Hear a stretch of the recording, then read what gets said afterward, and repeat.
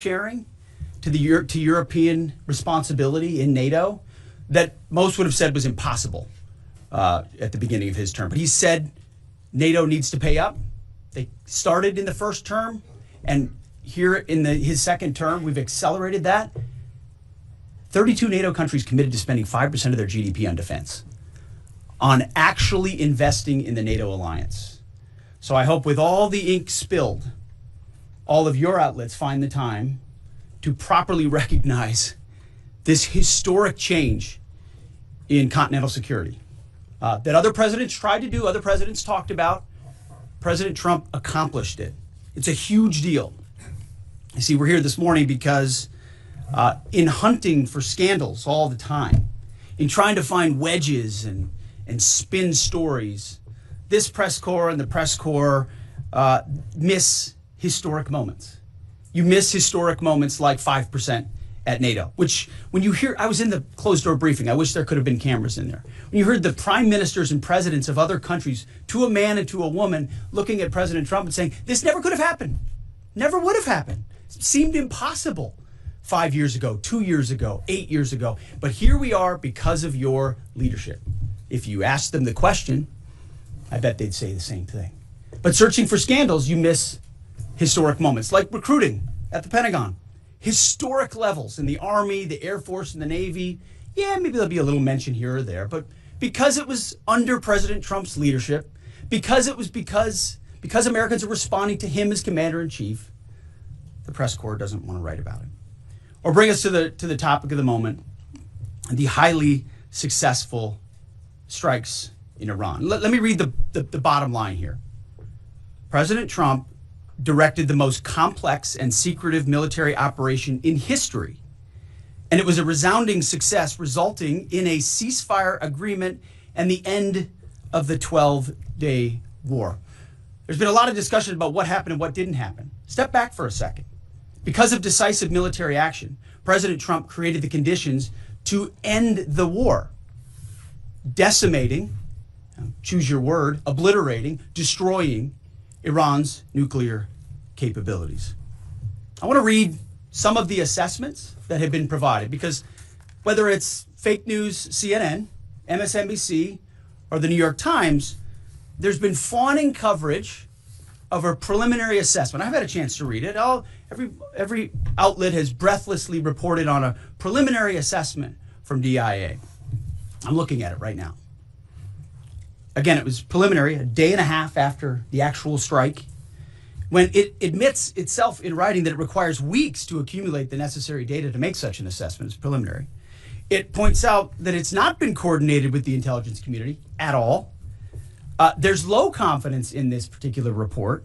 It says in the report there are gaps in the information. It says in the report multiple linchpin assumptions are what this assessment, a linchpin assumption, you know what that is? That means your entire premise is predicated on a linchpin. If you're wrong, everything else is wrong.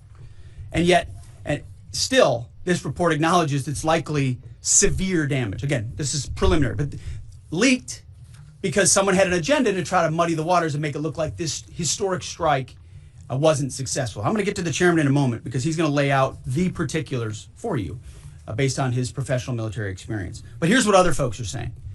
The DIA that put that report out says this is a preliminary low confidence report and will continue to be refined as additional intelligence becomes available.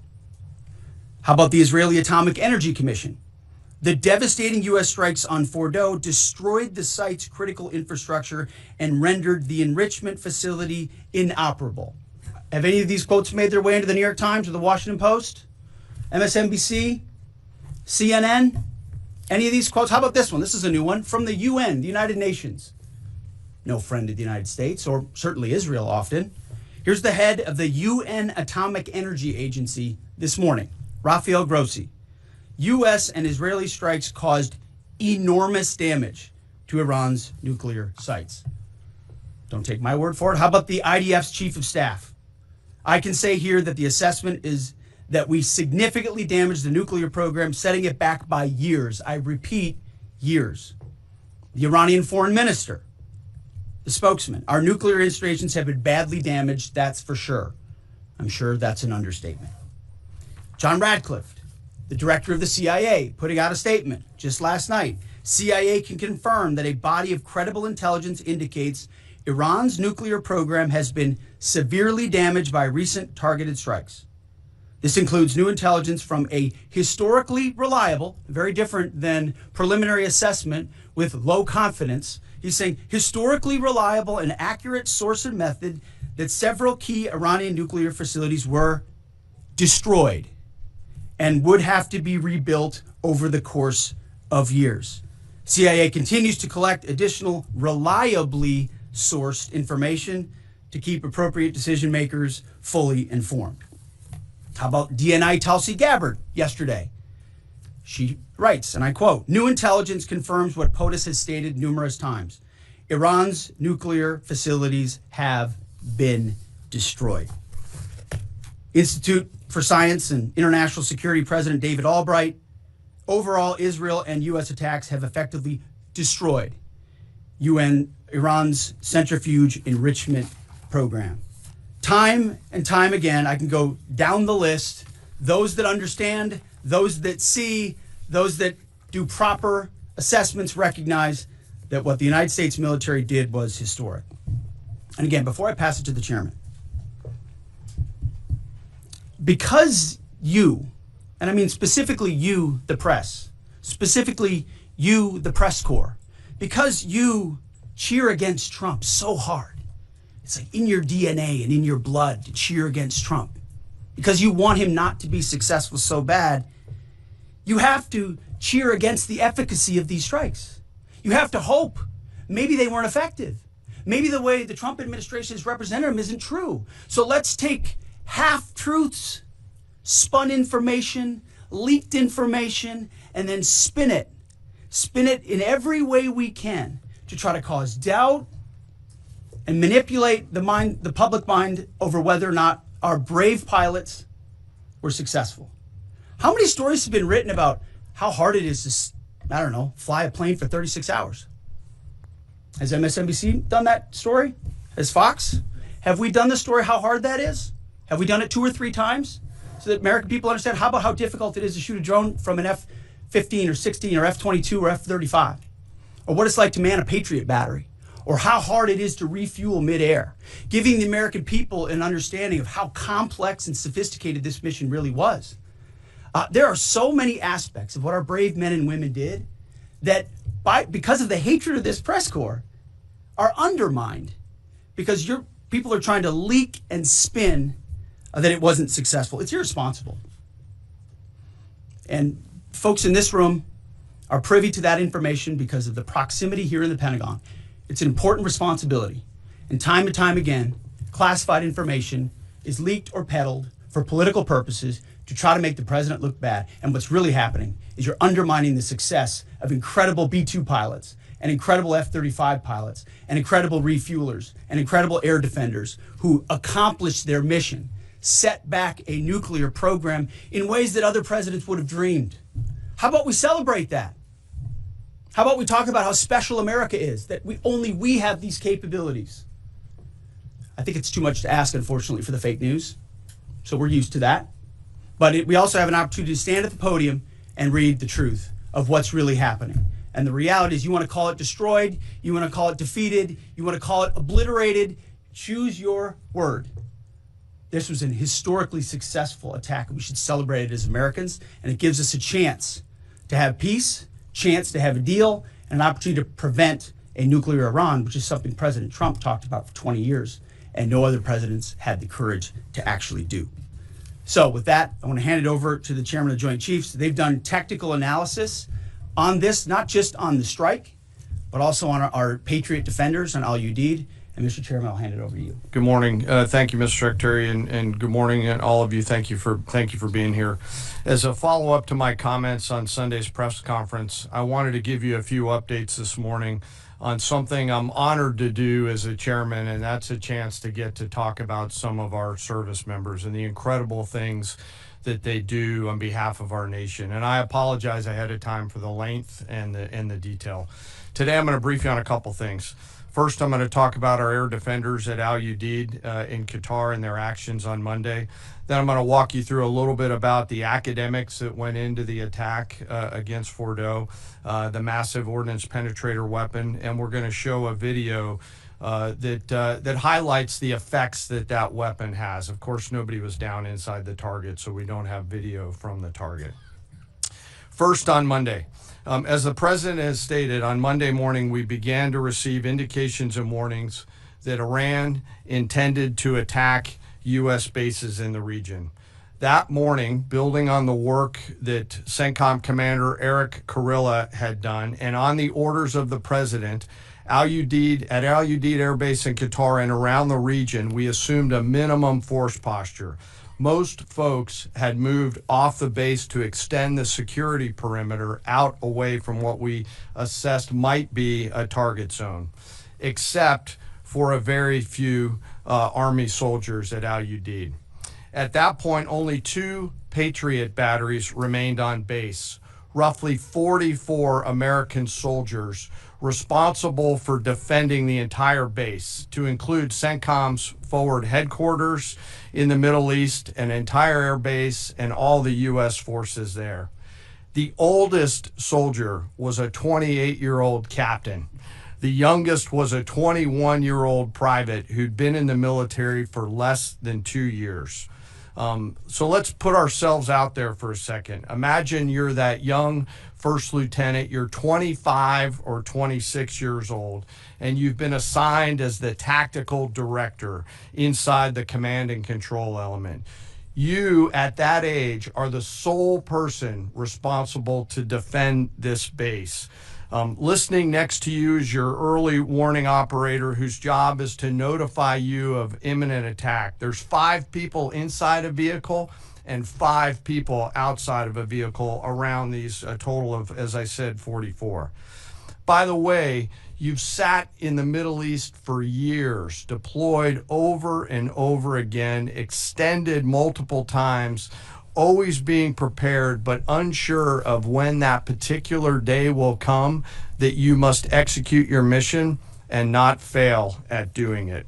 In this case, these Patriot crews were deployed from Korea and Japan as part of our U.S. forces there to ensure that we had the most capable missiles in the CENTCOM area of responsibility. As the day continues, you start to hear more and more chatter in the information space about a pending attack. And as the sun starts to set in the west, you get orders from your higher headquarters to make sure that your missile batteries are pointed to the north. There are just a few other teammates. It's hot, you're getting nervous, and you expect an attack.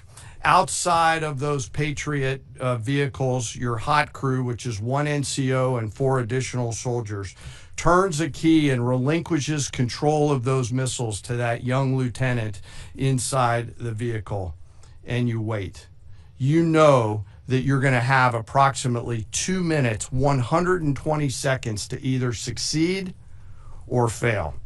And then at approximately 12:30 p.m. on Monday, that's 7:30 p.m. in Qatar, as the sun sets in the west, Iran attacks. As the targets were detected, round after round of Patriot missiles are ejected from their canisters by an initial launch charge. Then the main solid rocket motor ignites. You can feel this in your body if you've ever been around a Patriot taking a shot. And round after round goes out and guides against those missiles coming inbound. We believe that this is the largest single Patriot engagement in U.S. military history. And we were joined in this engagement by the Qatari Patriot crews. I'm not going to tell you how many rounds were shot, but it was a bunch. Because of classified purposes.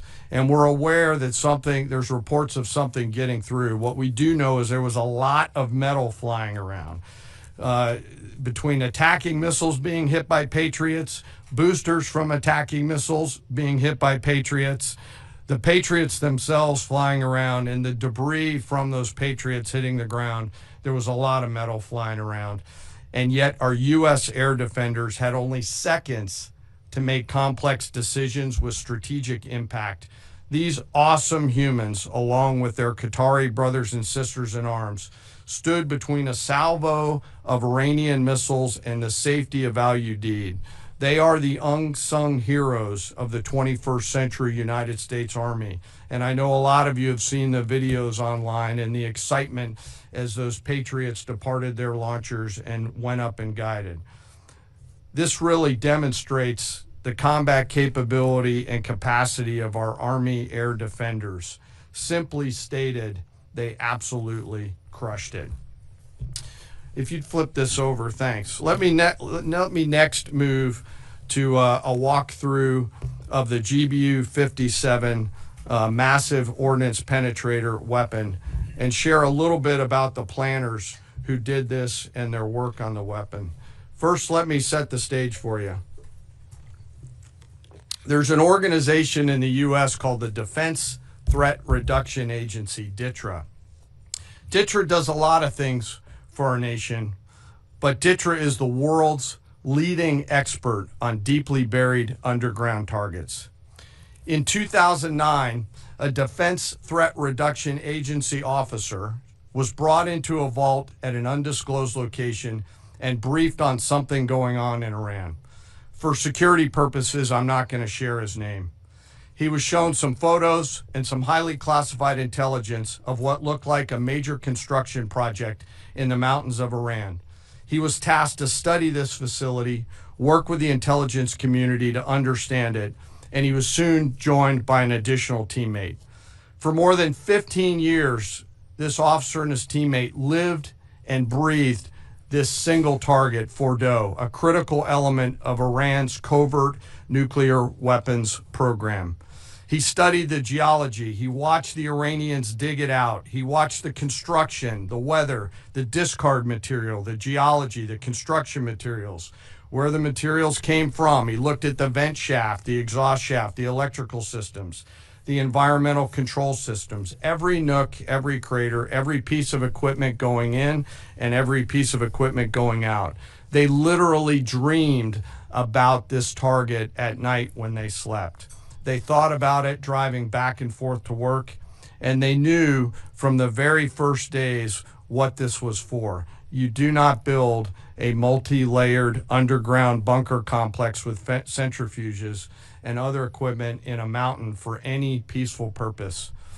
They weren't able to discuss this with their family, their wives, their kids, their friends, but they just kept grinding it out. And along the way, they realized we did not have a weapon that could adequately strike and kill this target. So they began a journey to work with industry and other tacticians to develop the GBU-57. They tested it over and over again, tried different options, tried more after that. They accomplished hundreds of test shots and dropped many full-scale weapons against extremely realistic targets for a single purpose: kill this target at the time and place of our nation's choosing. And then, on a day in June of 2025, more than 15 years after they started their life's work, the phone rang and the President of the United States ordered the B-2 force that you've supported to go strike and kill this target. Yesterday, I had the incredible honor and privilege of spending time with these two Defense Threat Reduction Agency officers who've given so much. One of them said, quote, "I can't even get my head around this. My heart is so filled with the pride of being a part of this team. I am so honored to be a part of this." To you both, thank you, and thank you to your families.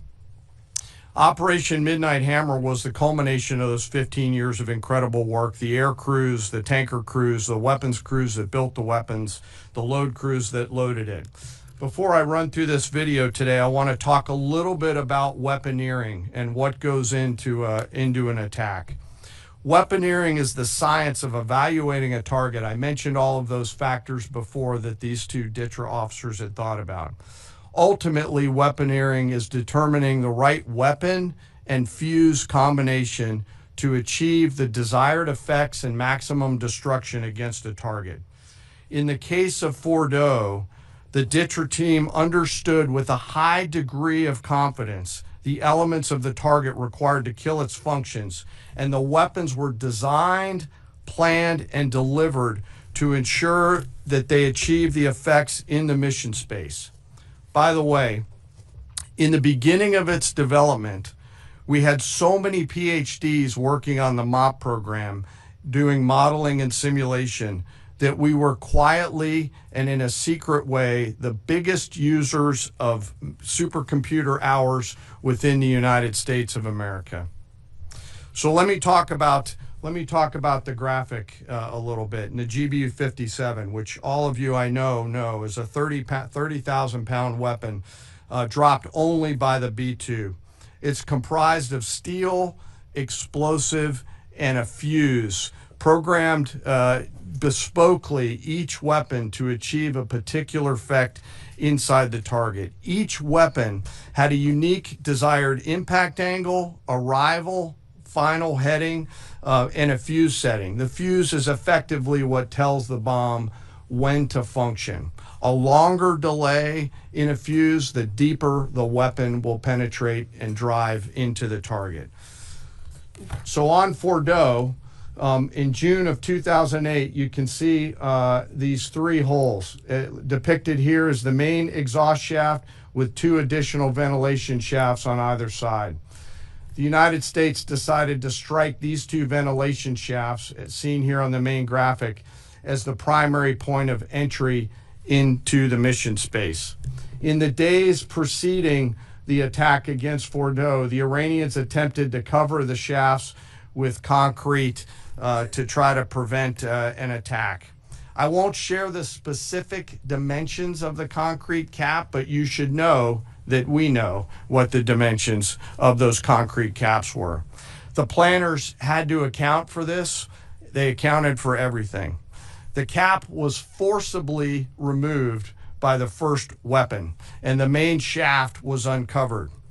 Weapons 2, 3, 4, 5 were tasked to enter the main shaft, move down into the complex at greater than 1,000 feet per second, and explode in the mission space. Weapon number 6 was designed on each side, so there were 6 on each side. Weapons number 6 was designed as a flex weapon to allow us to cover if one of the preceding jets or one of the preceding weapons did not work. The video I'm about to show you is a culmination of over 15 years of development and testing. As I said, hundreds of test shots on various models. This is one weapon. So if you take a view of this as 5 additionals, you'll get a sense of what this looks like. Hopefully you can see it and there's not too much reflection. Tom runs our videos out there. We'll run it at full speed so you can see it and then go back through it. Go ahead, Tom.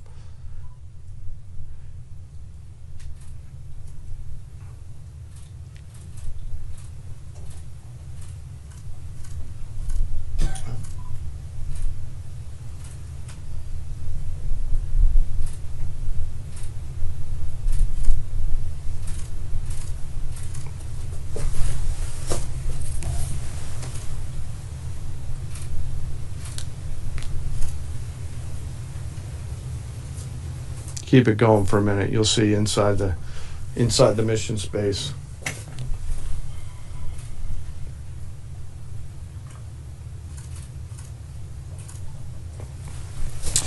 Unlike a normal surface bomb, you won't see an impact crater because they're designed to deeply bury and then function. I know there's been a lot of questions about that. All 6 weapons at each vent at Fordo went exactly where they were intended to go. A bomb has 3 effects that causes damage: blast, fragmentation, and overpressure.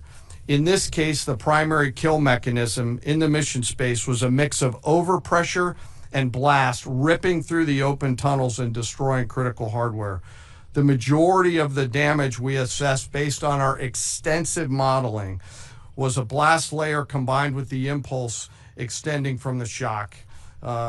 Imagine what this looks like 6 times over. A point that I want to make here: the joint force does not do BDA. by design, we don't grade our own homework. The intelligence community does. But here's what we know following the attacks and the strikes on Fordo. First, that the weapons were built, tested, and loaded properly. Two, the weapons were released on speed and on parameters. Three, the weapons all guided to their intended targets and to their intended aim points.